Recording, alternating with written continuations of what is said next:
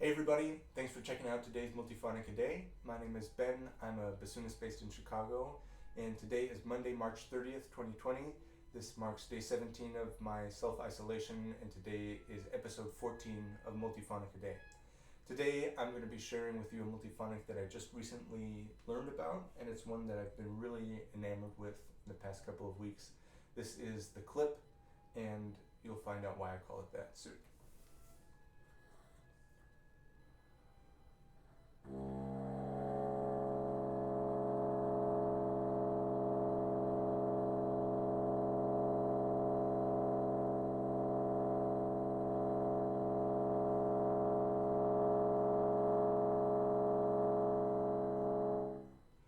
So I love the depth and the richness and the subtlety of this. There are so many different things going on at once, and I love playing it. I love listening to it.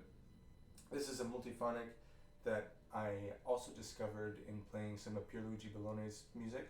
The fingering shows up in the piece that I was playing from yesterday, Legno.Edre II.Edre, and it forms kind of a central point in the first piece in that series, Legno.Edre 1 Me. So the fingering for this is rather unusual. It's in the left hand, 1, 2, 3, right hand, 1, 2, 3, F key, pancake key, and in the left hand, the C key and the B flat key.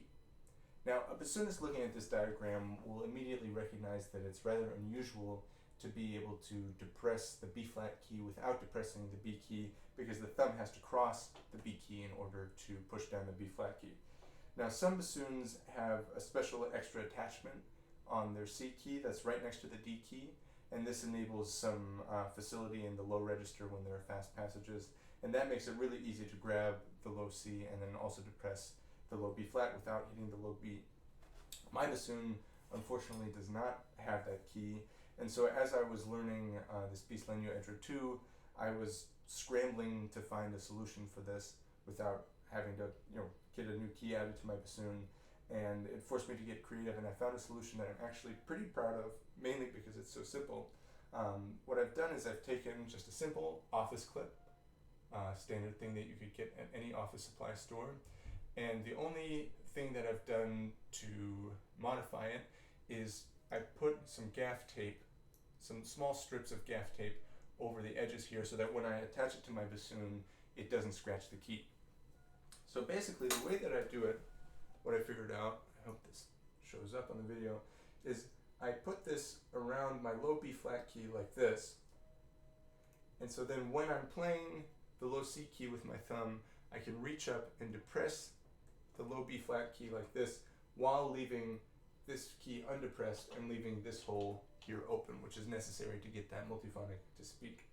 So when I'm playing a piece in a section where I don't have this, I use it kind of similarly to how you would use a whisper key lock, for example, that I keep it kind of up here out of the way of my thumb so I can move freely when I don't need to use it, and then when I'm approaching a passage where I do need it, I move it down pretty far here so that it's easily within reach of my thumb like that.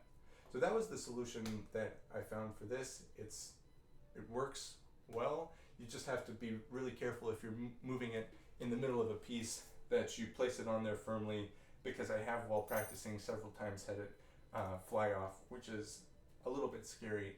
But I really was methodical in trying to practice that motion to get it to be reliable, and it's been fine in performance for me so far. So now I want to show you a little bit of the different zones of this multiphonic, which I think are really, really wonderful. So since the low C is the bass fingering, that's a prominent pitch, that's the lowest pitch that you can hear, and if I play fairly far out on the reed and with low embouchure pressure, I can actually get a muffled low C to speak.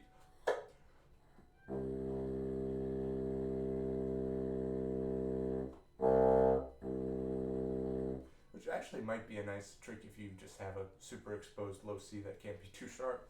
I hadn't thought of that yet. But then as I increase my embouchure and air pressure, again, I'm rolling forward a little bit towards a harder part of the reed and pushing down with my lips more. I start to activate some of the upper partials.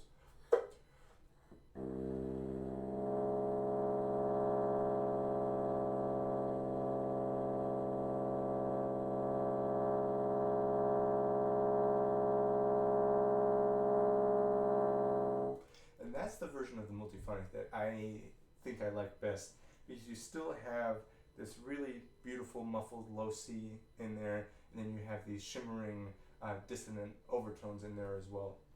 I really love that. And as I further move my embouchure up, I can sweep up into the higher partials and then eventually isolate a single tone, which is an A flat 4. Yeah.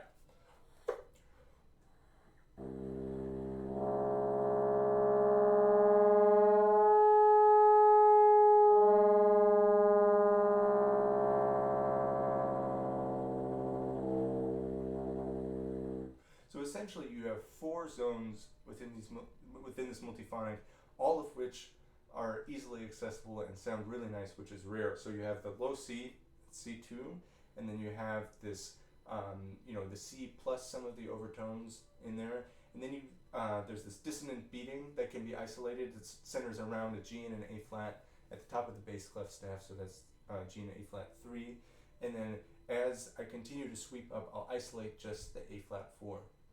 And this multiphonic is so wonderful in that you can move fairly seamlessly in between all 4 of these different zones.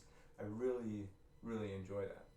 So I'm going to play a short passage from the first Legno.Edre piece. This is sort of a part where he is exploring all of these different zones of the multiphonic, and also it has this pedal motion going back and forth with the low C that I think is really effective.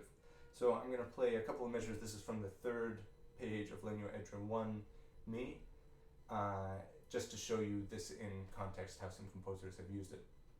So again, thank you for watching today. As always, leave me your thoughts, your comments, your requests, and I'll be coming back tomorrow with some more multiphonics for you.